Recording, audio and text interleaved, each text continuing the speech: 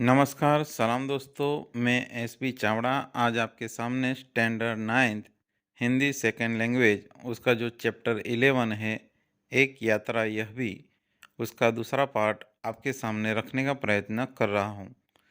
दोस्तों, मेरी आपसे एक रिक्वेस्ट है, गुजारिश है कि अगर आपने मेरी इस चैनल को सब्सक्राइब न किया हो तो ज़रूर से कर देना। तो दोस्तों, अब हम देखेंगे एक यात्रा यह भी, उसका दूसरा पार्ट।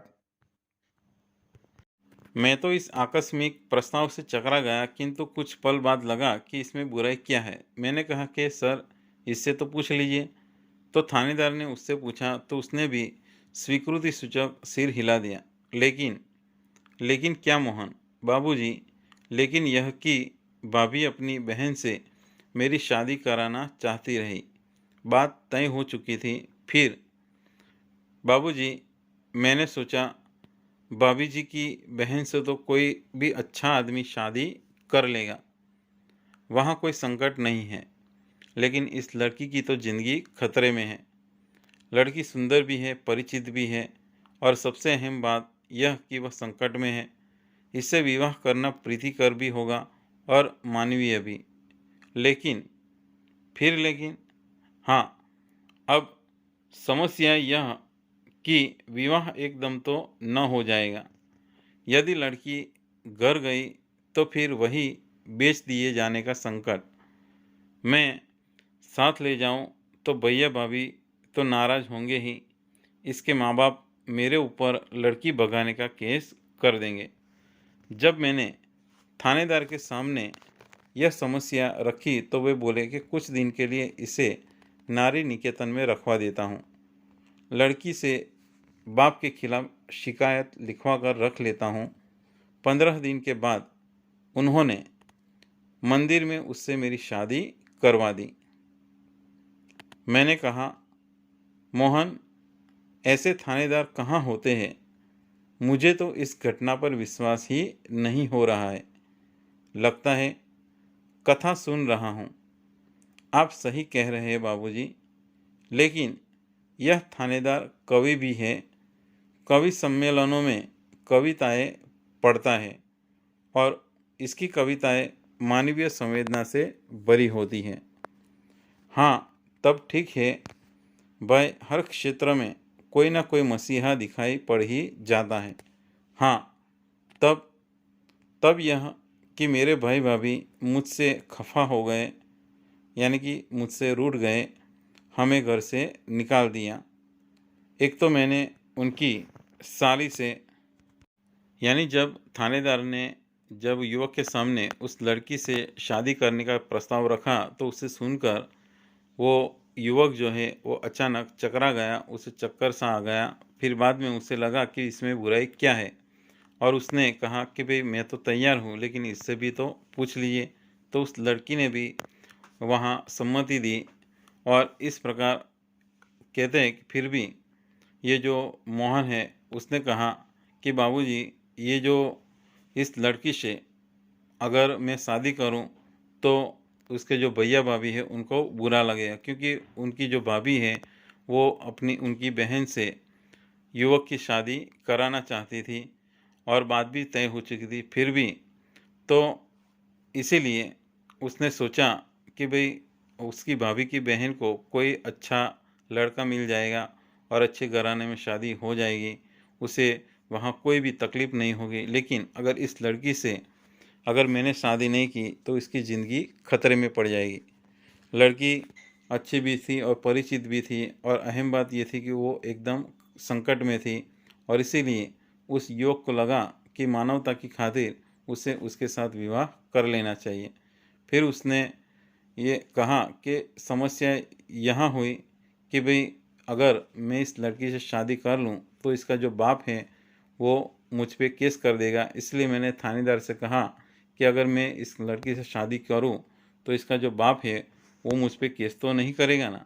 तो थानेदार ने कहा कि कोई बात नहीं, मैं इस लड़की से एक एफआईआर लिखवा लेता हूँ उसके बाप के खिलाफ़, और फिर 15 दिन के लिए उसे नारी निकेतन में रखवा देता हूँ।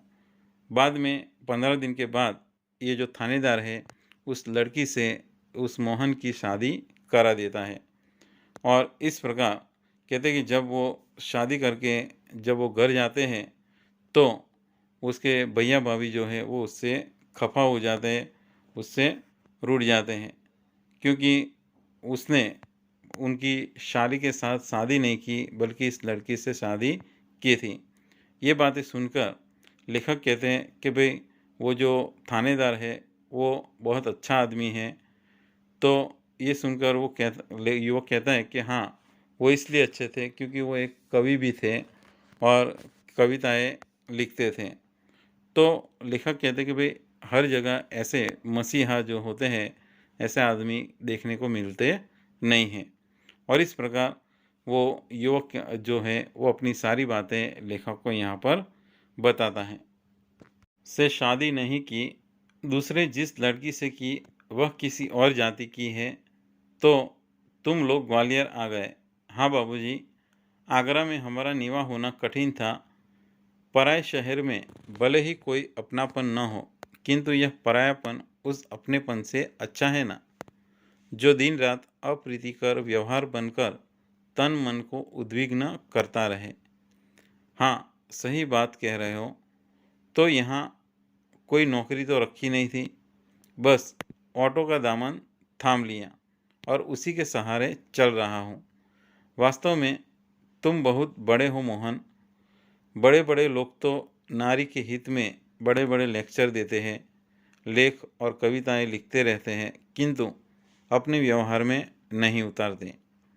लेकिन तुमने तो बहुत सहज भाव से एक लड़की को दुर्दशाग्रस्त होने से बचा लिया और अपने जीवन के साथ उसे सम्मानपूर्वक लगा लिया। बाबूजी, इस कार्य से मुझे भी संतोष बहुत मिला। मैं तो एक बार उसका उद्धार किया, यानी कि मैंने तो उसका एक बार उद्धार किया, किंतु वह तो मुझे प्रायः संकटों से उबारती रहती है। मोहन की यह कहानी हम पर छा गई और वह हमारे मन में कितना बड़ा हो गया। गाड़ी का समय हो रहा था। मोहन हमें लेकर स्टेशन आ गया। उसे मैं 500 रुपये का नोट देने लगा। वह बोला कि रहने दीजिए बाबूजी। अरे, यह तो तुम्हारा पारिश्रमिक है, कोई दान थोड़े ही दे रहा हूँ। बाबूजी, मैंने माँ बाप का प्यार नहीं पाया। कल से ही लग रहा है कि मुझे माँ बाप मिल गए हैं। इस सुख के आगे पैसे का तो कुछ भी मोल नहीं है। पैसा तो और लोगों से कमा ही लेता हूँ। बेटे, लेकिन मेरी भी तो सोचो, मैं बेटे का शोषण कैसे कर सकता हूँ। लेकिन यह तो बहुत है, इतना लूँगा तो आपका शोषण हो जाएगा। यह कहकर वह 500 का नोट लेकर 300 वापस करने लगा। बोला, मुझे इतना पराया न कीजिए बाबूजी। हाँ, जब भी ग्वालियर आइएगा मुझे बुला लीजिएगा। मेरा फ़ोन नंबर तो आपके पास है ही। लेकिन मेरी एक शर्त है। वह क्या बाबूजी? ये 500 रुपये चुपचाप तुम्हें लेने ही पड़ेंगे। उसने 300 रुपये अपनी जेब में रख लिए, जैसे कह रहा हो कि यह किसी शर्त आपने रख दी बाबूजी। कुछ क्षण बाद बोला कि बाबूजी, आपका फ़ोन नंबर तो मेरे फ़ोन पर आ ही गया है, कभी कभी फ़ोन करता रहूं क्या? हाँ हाँ भाई, शौक़ से, मुझे अच्छा लगेगा। लेकिन आपका नाम तो मैंने पूछा ही नहीं। मैं हूँ सत्यकेतु और पत्नी है कामना। और जब हम स्टेशन के अंदर जाने लगे तब वह आंखों में न जाने कितना अपनापन लिए हमें निहारता रहा। यानी युवक लेखक को बताता है कि भाई मैंने उनकी साली से, यानी कि भाई की साली से शादी नहीं की, और दूसरा कि वो जो लड़की थी वो किसी और ज्ञाति की थी, इसीलिए उनको घर से निकाल दिया था और इसीलिए वो वहाँ से आगरा से ग्वालियर आ गए थे। यानी लेखक कहते हैं कि इसलिए तुम ग्वालियर आ गए, तो वो कहता है कि हाँ। और इस प्रकार वो कहता है कि आगरा में हमारा यानी कि जो निवाह है, हमारा रहना वहाँ पर कठिन हो गया था। यहाँ पराये शहर में यानी कि भले ही अपनापन न हो, लेकिन परायेपन से अपना यानी कि ये जो परायापन है वो अपनेपन से बहुत अच्छा है, जो हमें दुखी नहीं करता है। तो ये सुनकर लेखक कहता है कि हाँ, तुम ये बात सही कह रहे हो। तो वो कहता है कि योग अपनी बातें आगे कहना शुरू करता है। वो कहता है कि यहाँ आकर देखा कि भई यहाँ अभी नौकरी नहीं मिल सकती, तो इसीलिए मैंने इस ऑटो का दामन थाम लिया और उसी के सहारे मैं चल रहा हूँ।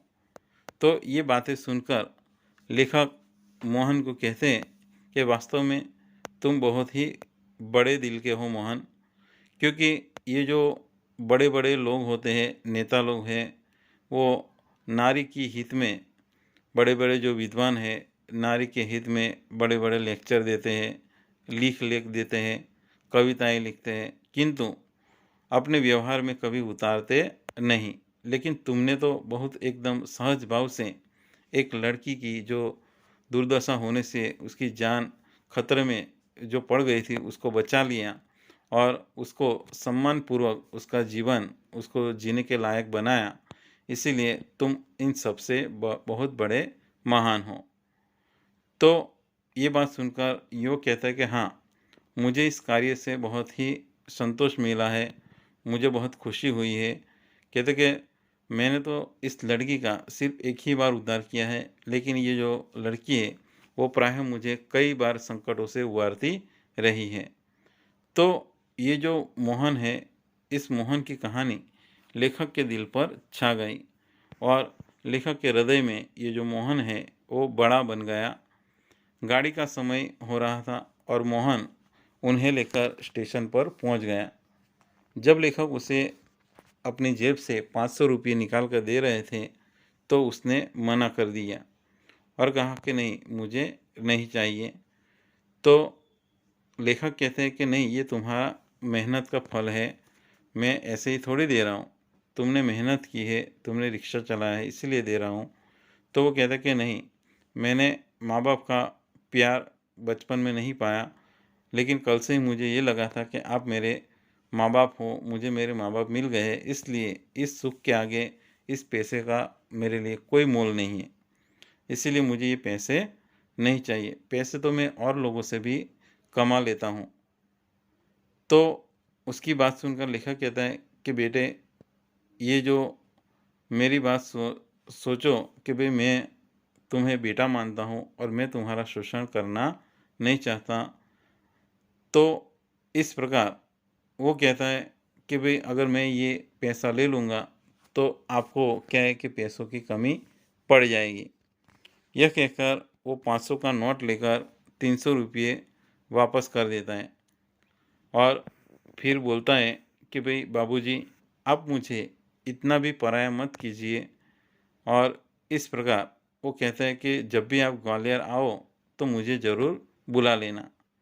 और मैंने आपको मेरा फ़ोन नंबर तो दिया ही है, आपके पास मेरा नंबर है, आप मुझे कॉल करके भी यानी कि फ़ोन करके भी मुझे बुला सकते हो। लेकिन मेरी एक शर्त है, लेखक कहते हैं। तो लेखक की बात सुनकर वो कहता है कि क्या बाबूजी, तुम्हें ये 500 रुपये रखने पड़ेंगे। उसने 300 रुपये यानी कि पहले 200 और दूसरे बाद में 300 इस प्रकार से पैसे उसने अपनी जेब में रखे, जैसे कि उसकी आँखें ये कह रही हों कि भई ये जो आपने जो शर्त रखी है ना, इसीलिए मैं ये पैसे ले रहा हूँ। फिर बाद में कुछ देर बाद वो बोला कि बाबूजी, आपका नंबर मेरे फ़ोन में है, कभी-कभी मैं आपको फ़ोन करूँ क्या? तो लेखक कहते कि हाँ, ज़रूर शौक से करना, मुझे भी अच्छा लगेगा। लेकिन कहते हैं वो लेखक को कहता है कि भई आपका मैंने अपना नाम बताया, लेकिन आपका नाम तो मैंने पूछा ही नहीं। तो ये सुनकर लेखक कहते कि मैं सत्यकेतु हूँ और ये मेरी पत्नी कामना है। और जब हम यानी कि लेखक और उनकी जो पत्नी है, जब स्टेशन के अंदर वो जाने लगे, तो कहते तब उसकी आँखों में न जाने कितना अपनापन लिए वो लेखक और उनकी पत्नी को वो देखता रहा। तो इस प्रकार ये जो कहानी है, इस कहानी के अंदर लेखक ने एक ऐसे युवक की कहानी हमारे सामने रखी है कि जिसने एक लड़की की जान बचाई और कहते हैं कि कई तकलीफ़ें उसने सहन की, लेकिन कहते हैं कि उसने उस लड़की की दुर्दशा नहीं होने दी। और इस प्रकार ये मैसेज हमें भी जाता है कि हमें भी इसी प्रकार से नारी के जो सम्मान की जो है उसके सम्मान की रक्षा करनी चाहिए। अब हम स्वाध्याय देखेंगे। पहला प्रश्न है, निम्नलिखित प्रश्नों के उत्तर एक एक वाक्य में लिखिए। पहला प्रश्न है, लेखक को ग्वालियर क्यों जाना पड़ा? तो उसका उत्तर है, लेखक को एक डॉक्टर से मिलने के लिए ग्वालियर जाना पड़ा। दूसरा प्रश्न है, लेखक के न कहने पर भी ऑटो वाला उनका इंतज़ार क्यों करने लगा? तो लेखक के न कहने पर भी ऑटो वाला उनका इंतज़ार करता रहा क्योंकि वह उन्हें होटल तक भी पहुंचाना चाहता था। तीसरा प्रश्न है, लड़की ने मोहन से गिग्याते हुए क्या कहा? तो उसका आंसर है, लड़की ने गिग्याते हुए मोहन से कहा कि मोहन, मुझे बचा लो। चौथा प्रश्न है, मोहन लड़की से विवाह करने क्यों तैयार हो गया? तो उसका उत्तर है कि लड़की सुंदर और परिचित थी। अगर वह उससे शादी न करता तो उसकी ज़िंदगी खतरे में पड़ने की संभावना थी। इसीलिए मोहन उससे विवाह करने के लिए तैयार हो गया। पांचवा प्रश्न है कि थानेदार की क्या विशेषता थी? तो उसका उत्तर है कि थानेदार की ये विशेषता थी कि वह एक कवि भी था और उसकी कविताएं मानवीय संवेदनाओं से भरी होती थी। छठा प्रश्न है, मोहन ने ज़्यादा पैसे लेने से क्यों इनकार किया? तो उसका उत्तर है कि मोहन ने ज़्यादा पैसे लेने से इनकार किया क्योंकि लेखक और उनकी पत्नी से मिला प्रेम उसके लिए दूसरे पैसों से भी बढ़कर था। इसलिए उसने ज़्यादा पैसे लेने से इनकार किया। निम्नलिखित प्रश्नों के उत्तर 2 या 3 वाक्यों में लिखिए। पहला प्रश्न है कि लेखक ने ऑटो वाले की बात को स्वीकृति क्यों दे दी? लेखक ने ऑटो वाले की जिद और आवाज़ में एक प्रकार का आकर्षण महसूस किया और उससे प्रभावित होकर उन्होंने उसके ऑटो में बैठने की स्वीकृति दे दी। दूसरा प्रश्न है, मोहन की पारिवारिक स्थिति क्या थी? तो उसका उत्तर है कि मोहन का घर आगरा में था और उसके माता पिता के गुजर जाने के बाद यानी कि मर जाने के बाद बड़े भाई ने उसकी परवरिश की थी। बड़ा भाई वकील था और शादीशुदा था। मोहन बीए पास करने के बाद नौकरी की तलाश कर रहा था। तीसरा प्रश्न है, लड़की किस बात के लिए तैयार नहीं थी, क्यों? उसका उत्तर है कि लड़की के माता पिता उसे एक अधेड़ उम्र के व्यक्ति के हाथ बेच रहे थे। लड़की उस खुसट बूढ़े के साथ जाने को तैयार नहीं थी क्योंकि इससे उसका जीवन बर्बाद होने की संभावना थी। इसलिए चौथा प्रश्न है, लेखक मोहन को बहुत बड़ा क्यों बताते हैं? तो उसका उत्तर है कि बड़े बड़े लोग नारी के हित की सिर्फ बातें करते हैं लेकिन उन्हें व्यवहार में कभी नहीं लाते। इसके बदले मोहन ने एक मुसीबत में पड़ी हुई लड़की को अपनी पत्नी बनाकर उसे दुर्दशाग्रस्त होने से बचा लिया और इसी मानवतापूर्ण साहस के कारण ही लेखक उसे बहुत बड़ा बताते हैं। प्रश्न 3, निम्नलिखित प्रश्नों के उत्तर 5-6 वाक्यों में लिखिए। उसमें पहला प्रश्न है कि लेखक यात्रा से क्यों डरते थे? तो उसका आंसर है, लेखक को यात्रा प्रिय नहीं थी यानी कि पसंद नहीं थी। यात्रा पर निकलते वक्त वे यही सोचते थे कि पता नहीं रास्ते में कैसे कैसे लोग मिलेंगे, नए शहर के लोगों का उनके साथ कैसा व्यवहार होगा और सबसे अधिक परेशानी तो उन्हें ऑटो वाले यानी कि रिक्शाओं वाले से होती थी, यानी उनके बारे में सोचकर होती थी। नए शहर के ऑटो वाले जो है, रिक्शे वाले मनमाना यानी कि मनमाना किराया मांगते हैं यानी कि मांगेंगे और इन्हीं सभी कारणों की वजह से ही लेखक यात्रा करने से डरते थे। प्रश्न नंबर 2, लेखक के साथ मोहन ने अपनापन कैसे जताया?